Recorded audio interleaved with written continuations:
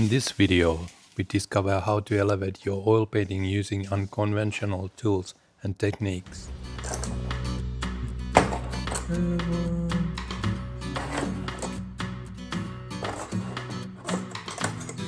Let's start mixing some oil paint.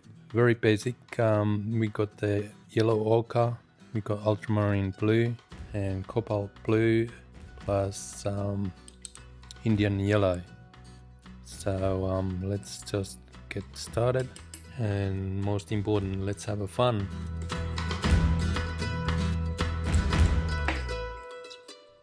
I just measure it at both ends and get that horizon nice and level.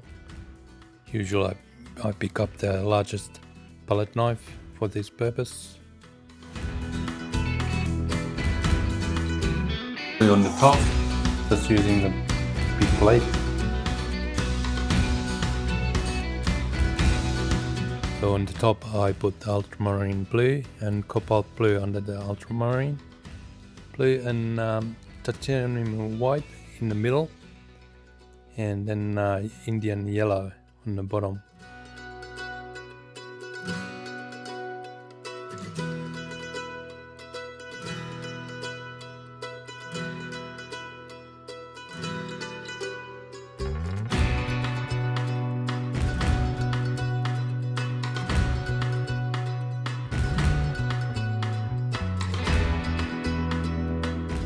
And mixing up Payne's Grey for the mountain in the distance, which I'm doing now. And this is only underpainting for the mountains, and later on I'm just gonna add up a little bit more details on it. This is underpaint, and I just wanna add up more burnt amber on the bottom, a little bit more darker colors. And next day, when the painting is dry, I just do a couple lines where I put those hills, where they put my lighter colors on the top of the hills, and middle I put mid colors and darker colors under the hill pump. So this is what I'm doing now. I always add a little bit of liquid original, makes the paint more flowing. Mixing colors are a very important thing as well on oil paintings, and it's one of the skills need to practice as well. I wanted a little bit more yellow on this thing, so it's a grassy hills what I'm doing. So what I'm focusing on that lines what I just did, the lighter colors, and now I'm doing the mid colors in the middle of the hill. Like you can see the lighter colors, and then I add a little bit darker colors, which is the grassy yellow ochre colors, and just a little bit more burnt amber. In the end, I do the glazing anyway, so I can I tweak with the colors a little bit, glazing. It's using the transparent colors on the top, the painting work, and it's just a great way to give that a bit of a effect.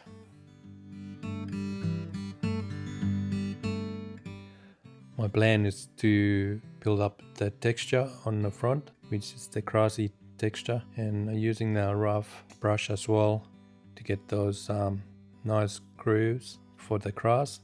And here I'm doing with the paper towel to get the more texture on it. And just adding now Payne's Grey for the river colors, which is great color as well for the river. Just using the palette knife to spray it on the river spot, and as well the titanium white, which mixes nicely on, and using the brush obviously as well.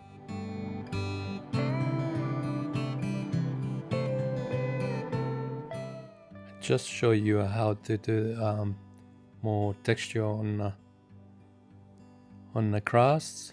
I learned it from one of the artists, and it does work. Stuart Davis, his name actually. He got YouTube channel as well if you want to check out his videos. He got very good techniques, what I have learned from him. So I really like his videos as well. He's an English person, old man, and well, not old, but he lives in France, in one of the countrysides. And yes, he's definitely worthwhile to check his videos out. I'm just adding up a little bit more land space and a distance, and because it's on a distance, it's good to mix up your colors a little bit more dull, or how you said, less bright color. I'm just adding more shades and a little bit more details on the edge of the river,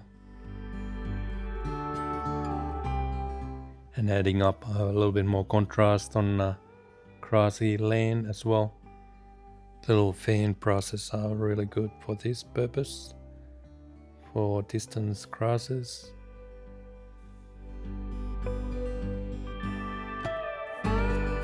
Just basically building up the grassland with the little twigs and different colors as well, different values of the whole paint.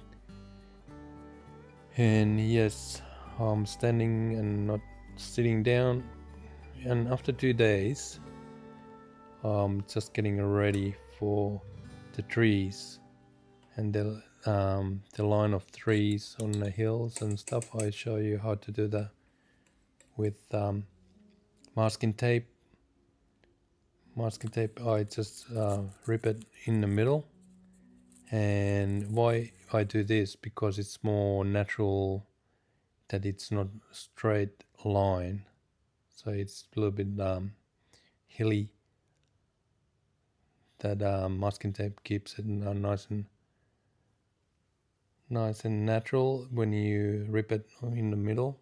And then I take them off, and then I just gently go underneath with the brush later on, not hardly touching it underneath, like you can see it here, so it gets that line, and tree line still stays on the top, but I hardly touch it with the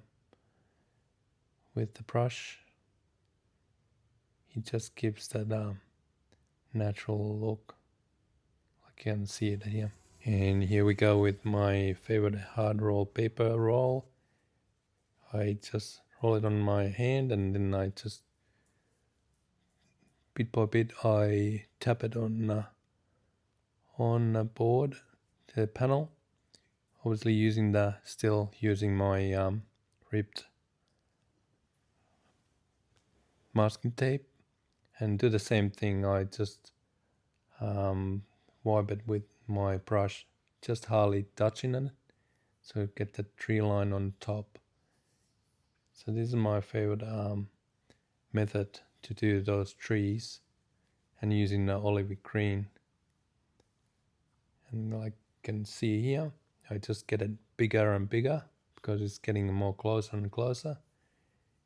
And because it's a transparent color, this olive green, you can use as well green color. The green, I can't remember the name now. Yes, it's a sap green actually. That's another my favorite color as well. It's more greenier than olive green, I suppose, and it's good purpose as well. It's a transparent color as well, and you can do the same thing with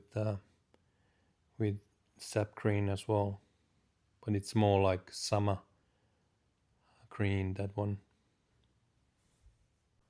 Sometimes I haven't got much of a plan what I do.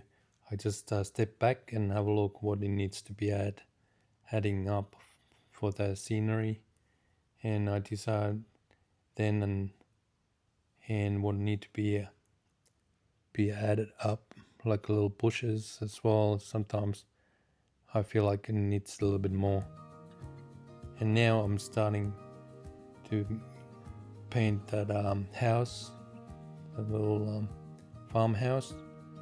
This is how I do it, and using again the blue masking tape just to get those straight lines as well,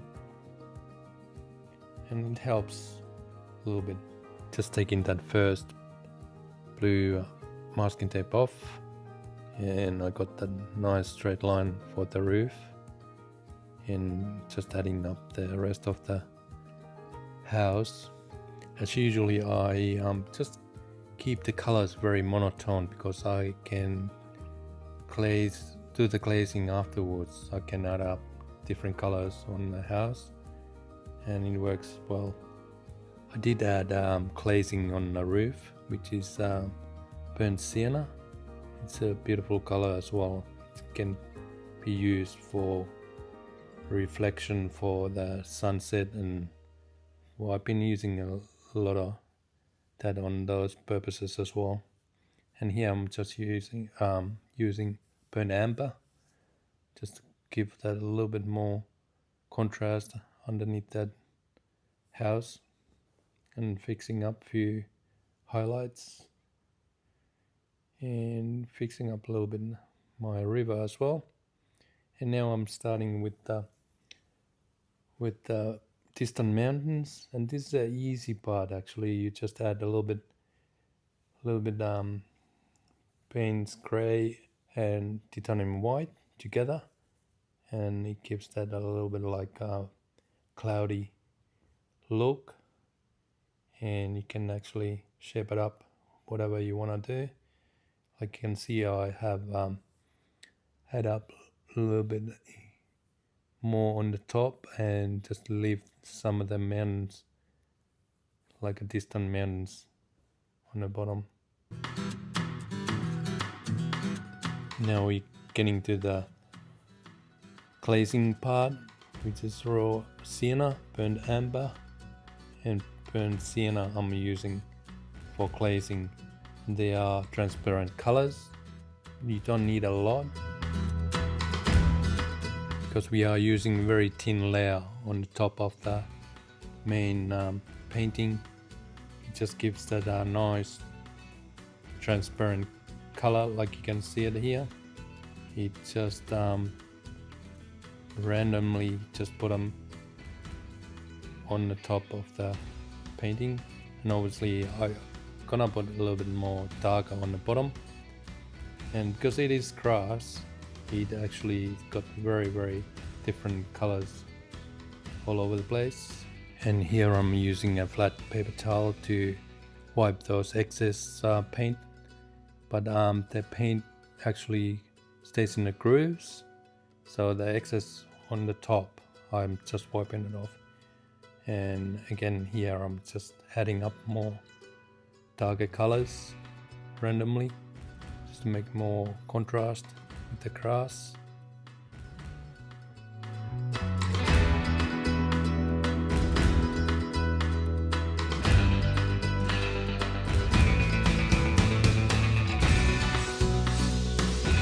And also the hills need a bit of a more contrast, so it shines a little bit more on the top of the hill.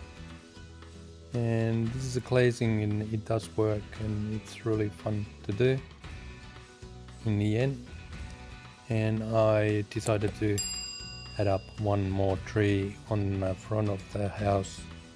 And thank you so much if you are still here. I appreciate your time, and I'll see you next video. Thank you so much.